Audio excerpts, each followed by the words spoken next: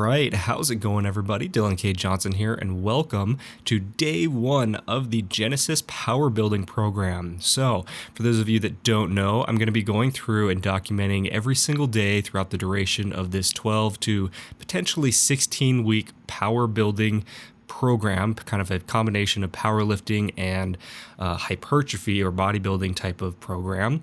And I'm going to be documenting every single workout throughout the entire duration of it in real time so that you guys can follow along with me if you're interested. So we're going to jump straight into this. Like I said, this is going to be a conjugate-based program, which means we're going to be incorporating accommodating resistance quite frequently in the form of bands and chains. Now, that doesn't necessarily mean that you can't do this without those. It just means that if you have them, I would highly recommend utilizing them because that's how you're going to get the most out of this program. Bands, for example, you can pick up a couple sets of them off of, say, like Elite FTS for pretty damn cheap. I mean, they're like $2 to $10 for a set. So I would just recommend, even if you aren't planning on doing this, if you just want to give them a try, go over there and pick up a couple sets of them, a couple different tensions, thicknesses, because they come in handy for a lot of different movements. Now, we're going to jump straight into today's workout. This is going to be a maximum effort lower body workout, and we're going to be starting off with a variation of squat. So for today, we're going to be hitting a tempo squat where we're focusing on a 4-count negative, pause at the bottom, and then drive up as quickly as possible. With that, we're going to be incorporating accommodating resistance, like I said, and as you can see, in the form of chains. So I've got about 15 kilograms or 15 kg of chains at the lockout, and I've had them set up in a way to where at the bottom, they essentially deload as much as I can possibly get them to deload. Essentially want them to be non-existent at the bottom of the movement. But we're working up to a heavy 1 rep max. You can either do a 1 or 3 rep max, whatever you feel comfortable doing for the day. Today, this is going to be my 1 rep max with this variation, 375 pounds plus the 15 kg chains. So that was going to be my top set for the day. Now, with that being said, once I finish that, then I'm going to move into my supplemental work. Now, the supplemental work is crucial to be treated as assistance to the primary movement. So that means that a supplemental movement is not supposed to be taken lightly. You're going to be doing it fairly heavy, and it's trying to be used as a targeted weak point. So essentially, we're trying to use it to target the weak point in our squat, bench, or deadlift, depending on the day, so that we can try to strengthen those 3 primary movements. So for example, you can see here today I'm doing heavy Boris deadlifts with a sumo pull. For this, essentially, if you guys don't know what a Boris deadlift is, you're going to go in, sink down, start the pull, get it to about maybe mid shin level, even up to your knees. Usually you want to go just around like your sticking point, and then bring it back down, reset, and complete the pull. You can do this either 1 to 3 times typically, and that's going to be a single rep.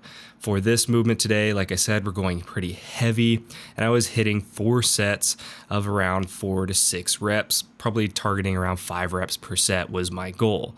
So, as I said, and as I was talking about, with the supplemental work, and this is going to apply to every supplemental movement that we do throughout this program, you want to be focusing on training the movement and focused on strength, not volume or hypertrophy. Hypertrophy and volume will come after this once we start getting into the more isolation-based movements. But as I said, with supplemental work, the entire point behind it is it's designed to strengthen weak points and help build our primary compound movements, in this case, the squat, the bench, and the dead. So once we finish off with that, then we're going to jump straight into some snatch grip tempo stiff leg deadlifts. So with this one, we're going to be doing a negative 4 count. So you can see here, bring it up as quick as possible, and then down to a count of 4.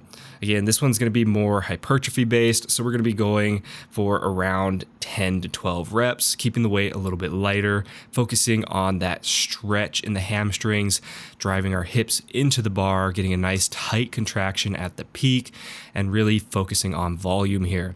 So we're not going to be going very heavy. We just really want to focus on filling the muscles up with as much blood as possible and trying to strengthen that posterior chain.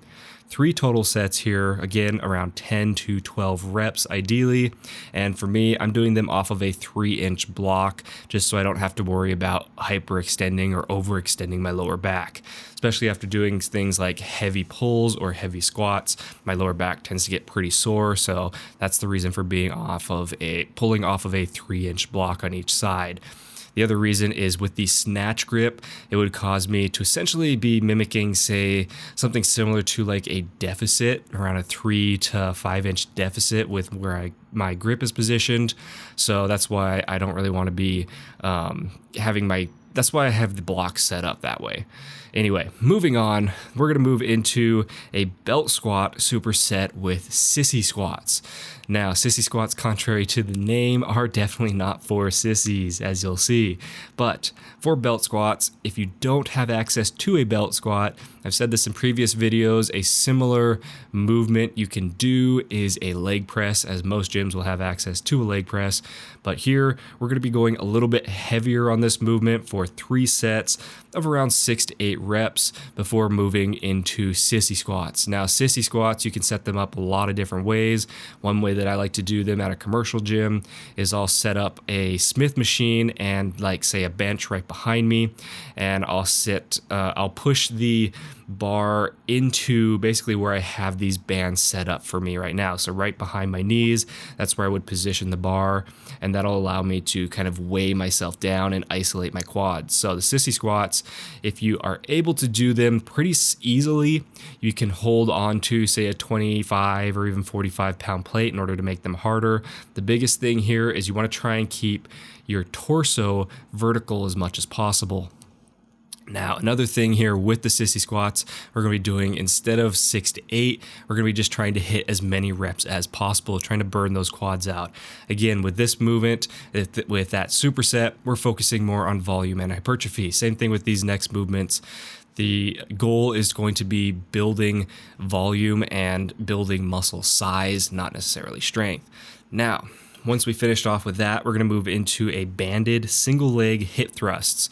So this is where I was talking about we're using bands for more than just the compound movements. This is a movement that I really like to use in order to isolate and strengthen my glutes. You can do just a standard single leg hip thrust if you don't have access to bands. It's whatever you prefer.